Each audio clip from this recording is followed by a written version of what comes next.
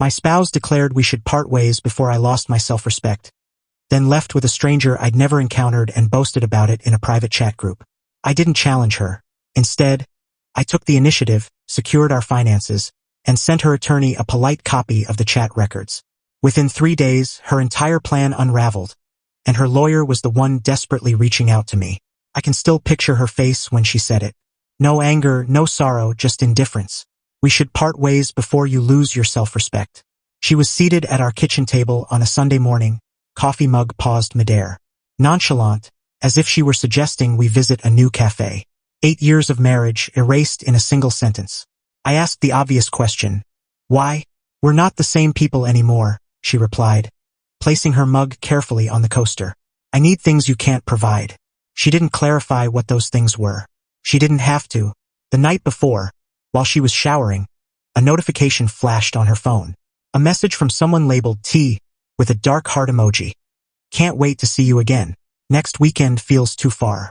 I'd never snooped through her phone before, never had a reason to. But that night, a cold certainty settled in my gut. She'd come home late from a girls' night, wearing a fragrance she hadn't used that morning.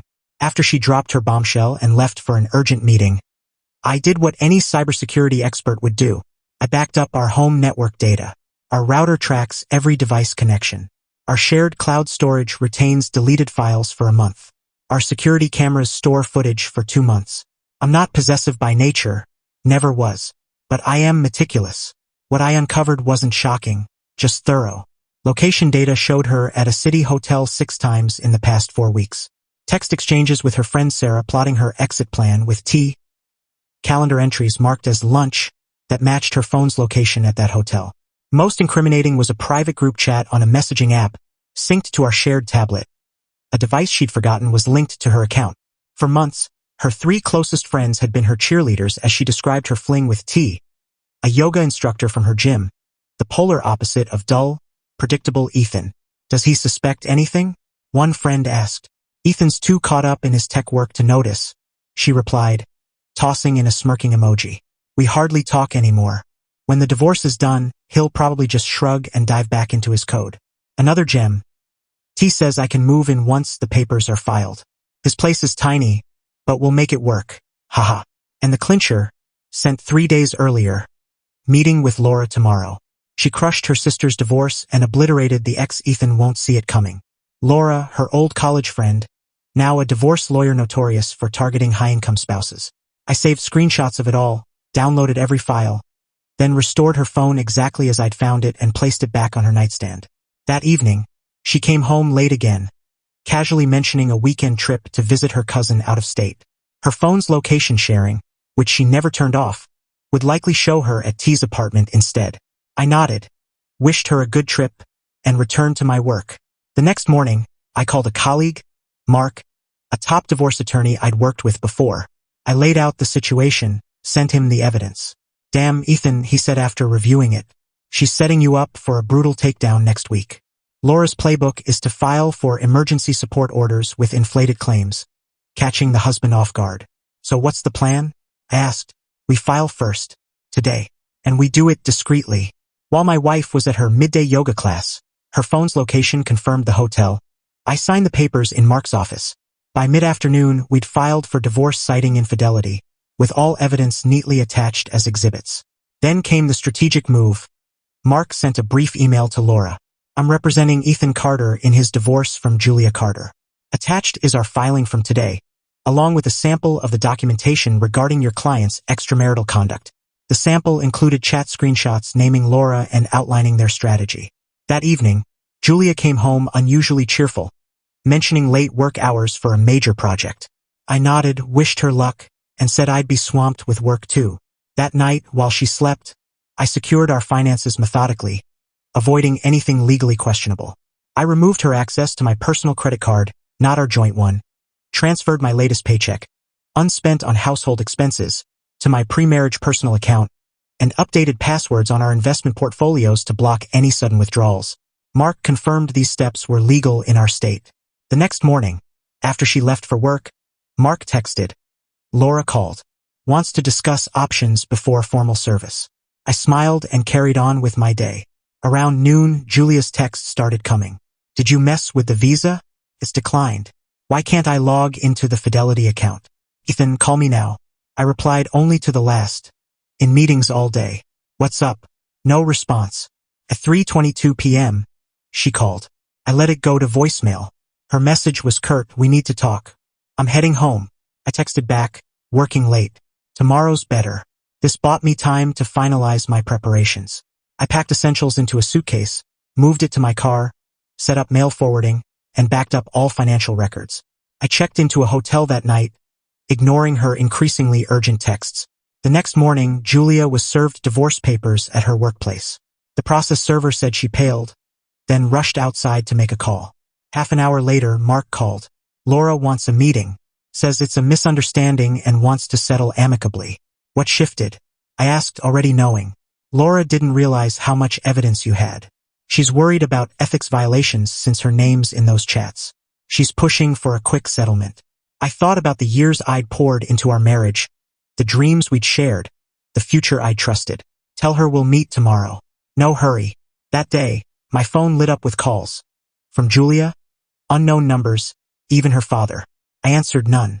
I switched hotels, ordered dinner, and slept soundly for the first time in weeks. The next day's meeting was short. Julia avoided my gaze. Laura was all business. Mark laid out our terms. Equitable asset split based on contributions.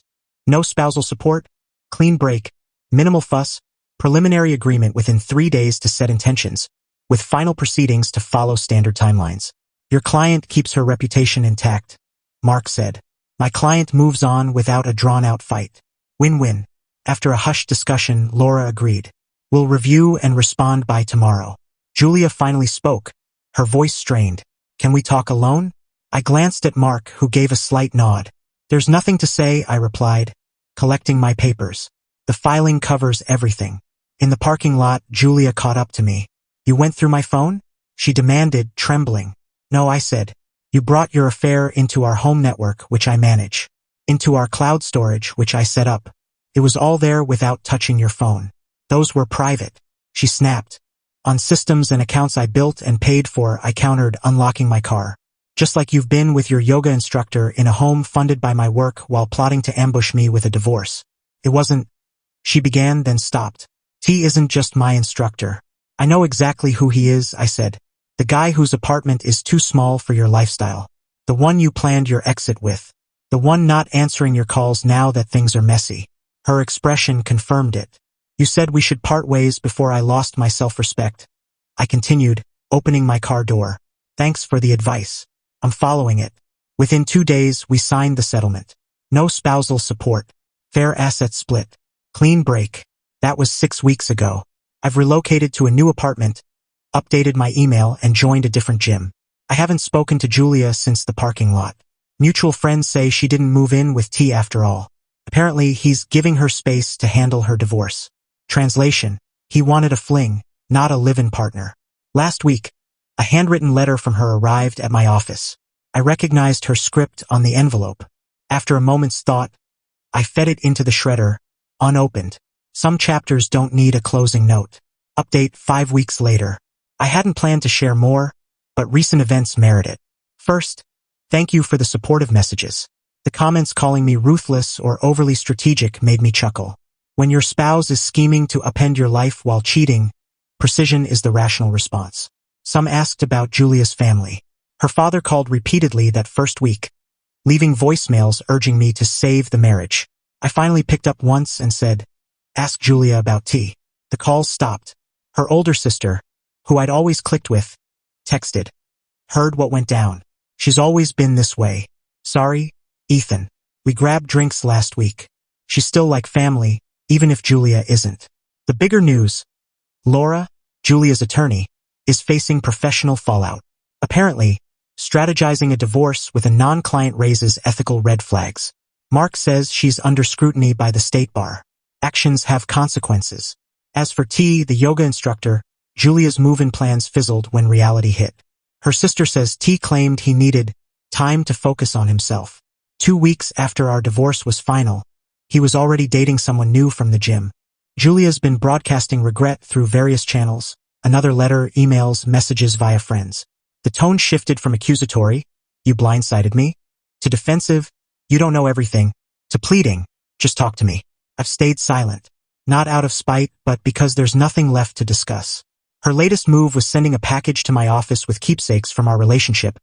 Old concert stubs, photos from our early days, a keychain I'd thought I'd lost years ago. The note read, "Found these while packing. Thought you'd want them." I donated the keychain to charity, shredded the photos, and went on with my day. Some asked if I'm dating again.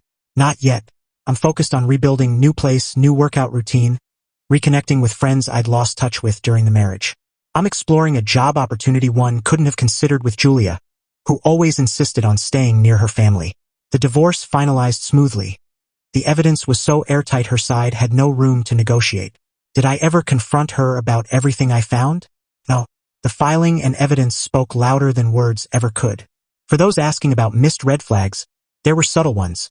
Guarded phone behavior, a sudden passion for yoga after years of avoiding exercise, new outfits I never saw her wear, girls' trips with carefully staged social media posts. Nothing blatant, just clues I didn't piece together until that notification. One comment suggested this sounds too polished to be real. When your career revolves around risk assessment and data security, a methodical response is second nature. I didn't yell, smash things, or stage a showdown. I evaluated the situation, gathered intel, consulted an expert, and acted decisively. Life isn't a drama series. Sometimes the best move is to protect yourself quietly and walk away with your head high. Brief answers to common questions. Yes, we had a prenup, but the settlement we reached made it largely moot, as she signed to avoid public exposure of the evidence. No kids were involved, which kept things simpler. To those saying I should have fought for the marriage, what was there to fight for? A relationship where my spouse was cheating and plotting to ambush me? That's not worth saving. About the snooping accusations, I never touched her phone after that first notification. All evidence came from our shared network, cloud, and location data she never disabled. Digital footprints are vast, and most people underestimate them. Did I suspect T specifically? In hindsight, yes. He'd text during dinners, always passed off as work or gym stuff. She mentioned him too often, too casually. Signs I missed in the moment. Final takeaway. Many asked what I learned. Simple. Judge people by their actions, not their words. Julia claimed she loved me, but her behavior told a different story. I said little in those final days, but my actions ensured I walked away with my security and self-respect intact. What we do matters more than what we say.